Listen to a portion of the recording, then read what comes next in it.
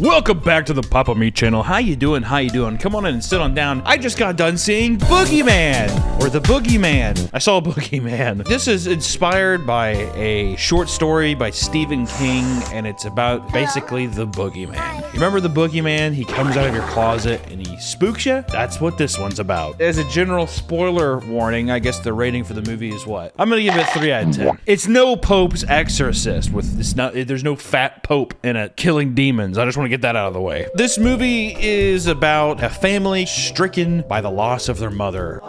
We follow pretty much our first main lead, Sadie. She's like 15, 16, I mean, I don't know how old she is. She's probably like 16, I'd say. Her sister, Shepherd, she's probably like 7 or 8, give or take. And their dad, who's like 57. Just therapist dad. They're like a well-off family. They're in a nice big house and stuff. It's pretty nice. The dad, who's a therapist, but he operates in their house. So like strangers and mentally ill people are just kind of roaming the halls of their home. Personally, as a small business owner, I wouldn't do that. Even if it is to save a few bucks, I probably would just get a small office. That's just me. One day, a man shows up and he doesn't have anyone to turn to. Not the police. He says not the police because he didn't commit a crime, and not a priest because he's not a Catholic. Oy vey.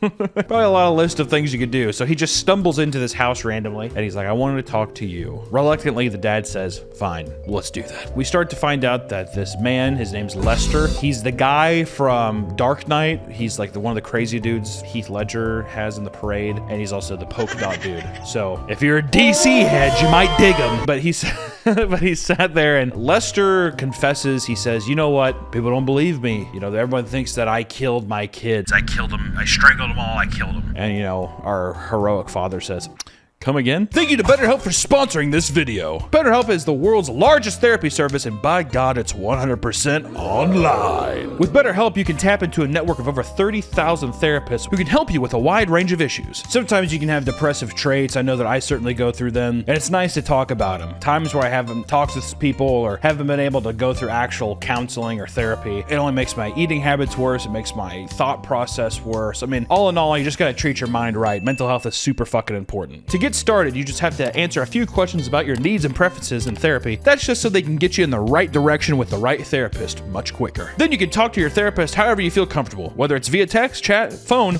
or video call.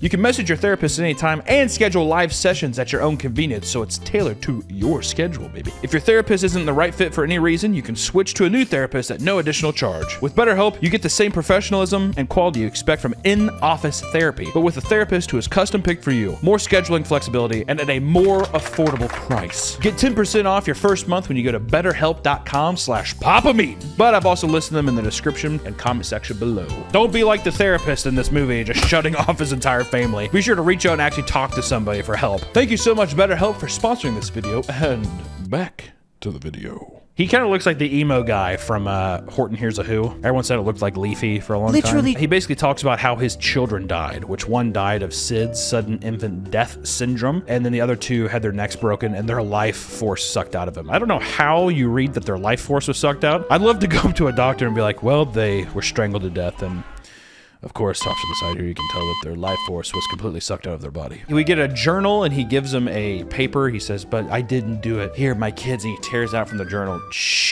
And he says, my kids drew this. They saw him. He hands him a drawing, and then the guy's like, okay, I have to go take a piss real quick. And he's like, okay. And as he does that, Lester hangs himself in his house. The dad says, okay, this guy definitely fucking killed his kids. Help, send somebody over. Lester walks upstairs, and he hangs himself in the mom's studio. She's a painter or an artist of some kind. And let me tell you, this movie does not hold back when it comes to just torturing its lead cast, especially Sadie, our probably main protagonist out of everybody. This movie just likes to completely throw never-ending insults and punches at our main character to where the entire world is against her and her dead mother. The power is almost always off in the film. She's always kind of turning light switches on and off. And anytime someone opens a door or a door explodes open, it sounds like a fucking A-bomb is being dropped off in your ear. So those are the truths of Boogeyman. We can at least get that straight. But this movie basically takes the concept there of, I guess Lester like transferred this evil over to them. So now they're afflicted. The movie doesn't have much of like stakes, or it doesn't like really, we don't see our characters really grow from the situation of this loss and this tragedy. It's just kind of like small vignettes of like scary things. Like the little girl holds like an orb, like a moon ball thing, so she can roll it around and we can get fun reveals, which, you know, for like a horror thing, that's fun. That builds anticipation. But it's like, I don't want to see that little bitch fucking roll the ball around 7 times. Like, do that once and you're like, oh, okay. Which in terms of boogeyman rules, typically the boogeyman comes from your closet, and typically they don't like light, which is usually why they come out at night. This is also apparent in the 2005 Boogeyman movie, which at the beginning of that film, the kid's in the dark and he sees his mom get dragged away into the darkness by the boogeyman, which you could also say correlates with that one Tooth Fairy movie called Darkness Falls, I'm pretty sure, where also the Tooth Fairy also does not like light as well, which you could say that's the boogeyman as well, or the boogie woman. The boogie, they, them. That's the real boogeyman. What are you, a man or woman? I'm a they. No! Don't put that in. What would that be? The boogie they? Boogie them. The boogie them. 2023, what the fuck is up with this being called Boogeyman? Call that shit the Boogie Them. The Boogie Them. Essentially, we get a montage of spooky things that are happening. Like I said, in this movie, they're yelling in this house and no one answers to them. I was thinking about this the other day. If I drop something downstairs to my house, like let's say my wife is in our bedroom and I'm in the kitchen and I drop something on the ground. Usually my wife will text me and be like, what the fuck happened? It's usually people in the house will be like, what was that? You okay? You know what I mean? In this film, people get thrown into TVs, people scream, doors explode, people are turning on and off lights, the power goes off continuously, and not once does someone just be like, hey, what's that? What's going on? What did you just put in your pocket? Usually what happens is a big explosive scene happens, we're supposed to get scared, but it doesn't really land the mark, and then we're kind of just off to the new scene, and you're like, oh, okay, that's fine. But let's cut back to Sadie. How's she doing? Our main character. She finds herself a camera. It has nice reminiscent videos of her mother on it.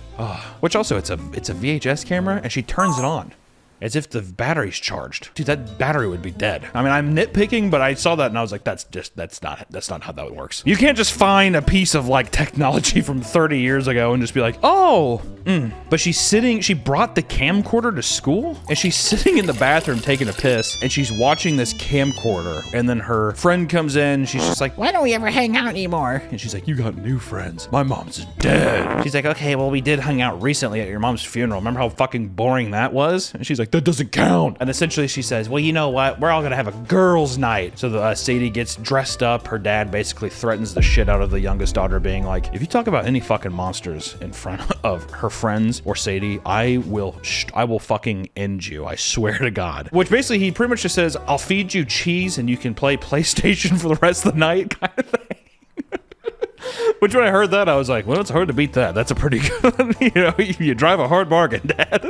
The girls don't have fun, and it goes into, once again, the stereotype of like, do you have any alcohol? God, this place is boring. Isn't your mom dead? God, can we get a Ouija board out and try to talk to that dumb bitch? Actually, I found some weed. Do you guys want to smoke that? And they're like, oh my God, sure. But that like leads them to have like, she has like a panic attack. It's like a big escalation of, she pulls out, she takes a hit, and they're like, oh my God, we just popped your cherry. You're such a fucking, what, you don't do drugs all the time? What are you, a fucking loser? And she's like, starts coughing, and then she pulls out a string with a tooth, because earlier her sister got her tooth ripped out from the door. The boogeyman did that. That was one of the first spooks in the movie, okay? Should have brought that up earlier. Sorry. What was weird about this is I was like, oh, that's like a traumatic thing. They're going to like chill out after this. But as soon, even after she has this panic attack, she's sitting on the ground. She just threw up a tooth. They're like, hey, didn't a guy kill himself here in your attic? Or where was that at? Was that around here? She's like, oh, it was upstairs in my mom's studio. They're like, yeah, you should show us that. You should take us up there. And it's like, I just had a panic attack. I'm on the ground. I think I'm like, I kind of just want to watch like Succession and just like hang out and we can like talk about that or something. What's the thing girls like? I just want to sit down and like watch Euphoria. We can all just like masturbate privately over how sexual that show is. I want to sit down and watch The Idol with The Weeknd and Lily Rose Depp and have a new panic attack over how sexualized this person is. But essentially she gets bullied up to go to the room, and when they go up there, there, they shove her in the room and lock the door, and then she gets attacked by the boogeyman. And it's like, why do this to this character? Why are you torturing the character like this? But she does get to slap that dumb bitch in the face, so that's that. You know, we do get some vindication there. But then the friend that we got introduced to, we don't see her again in the rest of the movie. So it's like a pointless. Why even bring this character up just to have? If you're setting up another crazy goof or something, why not have like Sadie? Maybe she's desperate and she's like, no, just come over. I swear it'll be fine. But like, why are we having this character be fake nice to her only just to like fucking tear her down? I don't know. Essentially, from this part though, Sadie's off the deep end along with her sister. Her dad still really nowhere to be found. He kind of just like walks around the hallways of his house and he's just like, oh, I don't just put the box in the basement. I gotta go. And he just kind of leaves. And Sadie goes to, remember Lester, polka dot guy? He hung himself earlier in the movie. Sadie goes to his house and she finds out that his wife is alive and she has like candles over the floor and there's like black veins on the wall. And she's like, oh, we can, you know, get out of here. What are you trying to do? I'm trying to catch me a boogeyman and kill him. You're just a little pussy. You can't do anything. She's like, fine, Mrs. Lady, fine. We leave for a bit. What the fuck even happens? Oh yeah. While this is happening, the little girl gets... The little girl's playing PlayStation. She gets picked up and you see her little feet dangling across the top of the frame and they throw her into the flat screen TV. It is super funny. You know what? Fuck it. Well, that moved up to a 5. I said 3 to begin with, it's a 5. That if we can find the footage of her getting thrown into the TV, we have to just replay the shit out of it. It's very funny. But this causes them to go to the hospital. And now Sadie is a fucking believer. She's like, I saw some crazy shit. I met a crazy redneck woman, the guy who killed herself in our attic. Yeah, I went to her house and she's also fucking crazy. We gotta figure this thing out. I'm sorry, Shepard or Stewart. Stewart? What's the girl's name? Stewart? Was it Stewart? I'm just gonna fucking call her Shepard, whatever. She yells it 70 times in the movie too. I don't know how I forgot. But essentially, Sadie in a fit of rage says, you know what? I need some fucking answers. And luckily enough, the inbred redneck woman is like, we're gonna kill ourselves a fucking boogeyman tonight. Get your ass over here or be a fucking loser. Bye. So Sadie's like, well, I'm not a fucking loser. I'm gonna go over there and see if we can't kill ourselves a boogeyman. So as she's sitting there and goes over, the house has even more candles on the floor. At the beginning, it was like, oh, okay. Obviously, the boogeyman doesn't like light. But then when we go back, it's like, it's too much. It's like, how can you even step over this shit? But it's essentially, we find out that the inbred redneck woman is actually using Sadie as bait. And she zip ties her up. And she's just like, I gotta use you as bait to lure a man. And as the creature walks down the hallway, it blows out the candles, which is fun. I appreciate some of the shit going on in this film. He blows out the candles, you get some nice creepy dark visuals, and he sets up a tripwire and it like shoots him and he bleeds, so you can see that like the things can die. But I think the inbred woman gets attacked by another boogeyman, so I think there's more than one, I think is what they're implying. I think it was the same one. She just got up. Oh, okay, so never mind, there isn't. The boogeyman was just dead, and it does the classic trope where it gets up and attacks her, rips her in half, and Sadie runs out of the house, but luckily she's able, or as Sadie's running the house, she gets to shine a light and she makes it out scot-free. That was close. But she does get a call from her dad, and guess who just got home? Her dad and Shepard, Stewart or Shepard. Sawyer. I was calling her Shepard the whole time. Her name's Sawyer. And Sadie's like, Dad, you can't go in the fucking boogeyman. We didn't kill him. The inbred chick, she got ripped in half like a fucking Pop-Tart, Dad. And he's like, what? And he gets fucking dragged into the house, beaten to all hell. And this is where we crescendo into our final act, where Sadie goes home and she has her boss girl moment, baby. It isn't Hollywood if it isn't a boss girl moment. She goes in, we find that Sawyer is in the closet wearing like Christmas lights. And she's like, the boogeyman don't like lights.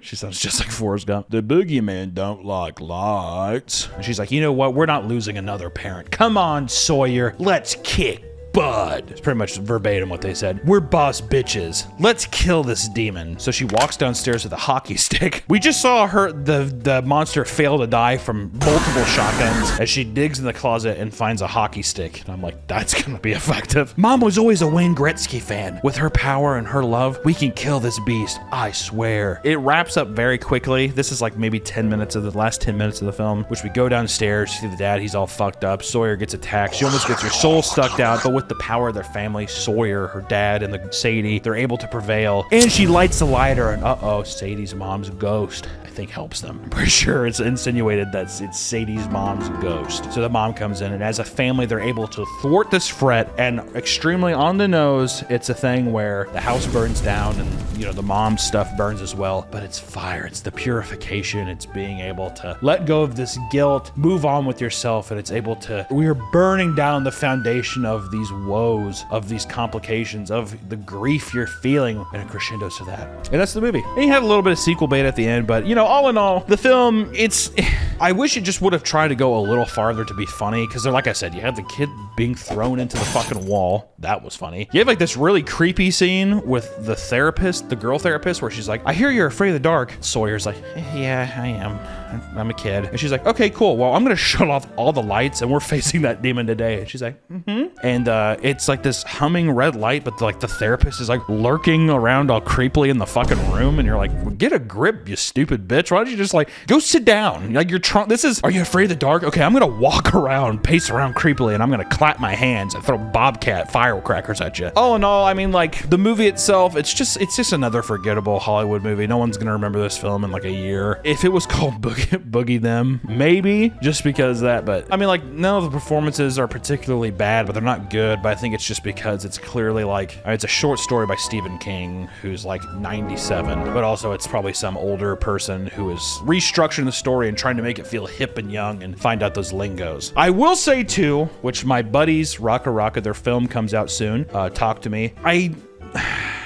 The pessimistic side of me thinks that somehow the studio system found out that like Talk to Me was happening and like that there was some buzz around it. And it feels like this might be a movie that is trying to correlate with that, because there's so many of the same themes about like grieving, kid missing their mom, trying to connect with them in the afterlife in some kind of way, or like spiritually, and then they're using like vices to numb the pain and not really progress forward. They're kind of taking an easy route out. It's a lot of the same beats as Talk to Me, which, by the way, Talk to Me is going to be the best film of the year, in my opinion. I got to see it once at South by Southwest. I'm going to see it again soon, but I would love to show the comparisons of how Talk to Me thrives with a very similar story, while this one just falls completely flat with non-inspired story structure, non-inspired themes, and just trying to rely too much on little vignettes and little horror moments to make this a memorable horror film, which every great horror film that you've ever seen and anything that's ever been long-lasting has been something that is trying to push out of the barriers of what every other horror film is doing and trying to introduce new things. That doesn't mean that they're trying to reinvent the wheel. It just means they're taking the tropes that they have and really trying to do something new with them. So all in all, this is just a key example of like what, to me, Insidious, the Conjuring series, all these big blockbuster movies that are just meant to, you know, appeal to the widest audience. It's boring. It's unimaginative. To be fair though, the creature design is kind of cool, but at the end of the movie, spoiler alerts once again, the mouth like really contorts open and like hands come out. It's like a very fun design. So, you know, props to the creature designer and,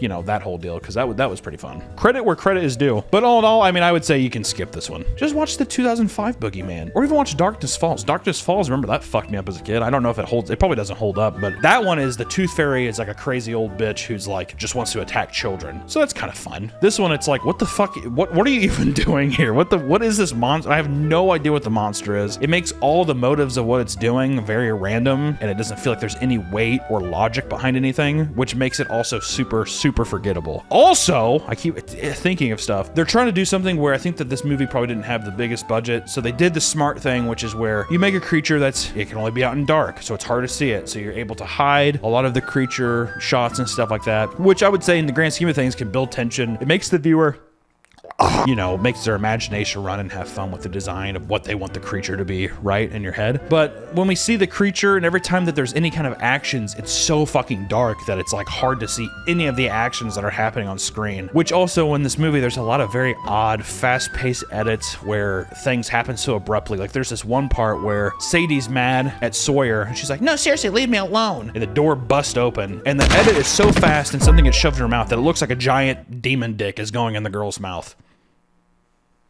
That's not me. That's just, that's what I saw. Big demon dick goes in the mouth real quick and they cut away. And that was jarring. I was like, kind of looked around the theater. There was like some teenage couples probably trying to finger fuck each other in the theater. And I was just like, Did you guys see the demon dick thing? Oh, no, you're just trying to find out where the clit is. That's no problem. Boogeyman 2023. 5 stars because the kid getting thrown on the TV. And one more time for the road. All right, guys. Thank you so much for watching. I will see you in the next one. Bye-bye. Watch Boogeyman from 2005, watch Darkness Falls, or watch Boogie Nights. Paul Thomas Anderson, great director. At the end of that movie, you get to see Mark Wahlberg's dick. Not his real dick, but it's a big, fake dildo. But it looks pretty funny. He like takes it out, flops it out. He's just like, I'm a superstar, and puts it away and zips up his pants. Boogie them. Okay.